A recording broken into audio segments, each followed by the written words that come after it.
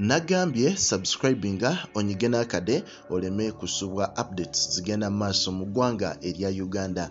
Yes, fena tumanyi nti embeera ekyali intense oba ekyali bwetyo embeera ey'okuba nti balonda omukulembeze agenda okuddawo mu kifo ky'okubeera Speaker of Parliament oluvannyuma lw'okuba nti omukulu Jacob Oulanyah yavudde mu bulamu obw'ensi eno, era nga mu mbeera eyo deputy we amanyiddwa nga Anita Among, omukyalo ono buli omu abadde amutunulidde n'eriiso ejjogi nga buli omu alowooza omukyalo ono ayinza obutagenda mu kifo ekyo eky'okubeera Speaker nga anaasigala wano mu kifo kye eky'okubeera deputy. Naye ate mwattu abantu beewuunyiza nnyo omukyalo ono okuba nti yabadde asazeewo resigninge ku bwa deputy speaker ayolekere ekifo kiri ekya waggulu okubeera nga ye speaker owa parliament ery'eggwanga erya Uganda. Naye ate olunaku olwaleero omukyalo ono akedde ku ssaawa 12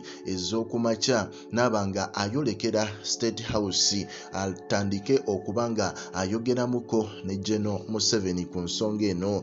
Naye ate mwattu ekyewuunyisizza bannamawulire n'abantu ab'enjawulo nti omukyalo ono deputy speaker Anita Among bamusibidde ebweru ne bamugamba nti toyina gy'ogenda olw'ensonga nti State House teyina kyekwagaza essaawa zino. Era mu mbeera eno omukulu General Yoweri Museveni abadde n'obusungu obungi olw'ensonga nti omukyalo ono ekimututteyo Anita Among abadde atutte fayiro ze asobole okuba nga asekendinga omwami we essaawa zino akulira FUFA amanyiddwa nga Magogo Moses. Era nga omukulu ono Magogo Moses abadde mukyala we Anita Among abadde ayagala omwami we ssebo abeere ku kifo oba akontestinge ku kifo ky'obwa deputy speaker ye atere ayolekere ekifo kya speaker. Kyogamba famire yonna yeddize parliament y'eggwanga erya Uganda, omwami n'omukyala. Naye ate mwattu mu mbeera eyo ekintu kino kinyizizza nnyo General Yoweri Museveni, era mu kumunyiiza n'agamba omukyala oyo temumukkiriza oyingira wano olw'ensonga nti alagidde ddala obutali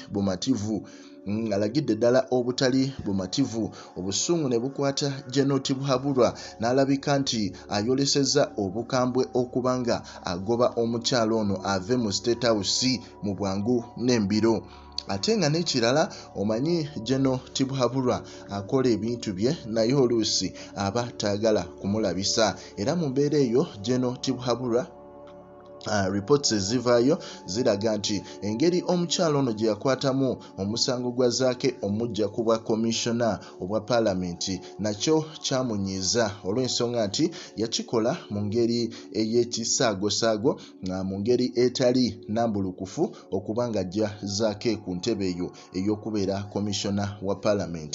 Weebityo weebikyali naye nga tulinze tulabe ki ekigenda okuddako olw'ensonga nti Anita Among Agobedwa mu State House ne bamugamba ebyokubeera speaker sooka obiveeko era odde ebbali obyesonyiwe, ne omwami wo gw'obadde oleese ddayo naye tetwetaaga kumanya. So weebityo weebikyali nkuwa updates ezigenda maaso mu ggwanga, era nindaamu katono nkomewo nkubuulire General Museveni ki kyazizzaako naani gwakkiriza okubeera nga akwata flag eyo eya NRM okwesimba ku kifo ky'obwa speaker bwa parliament.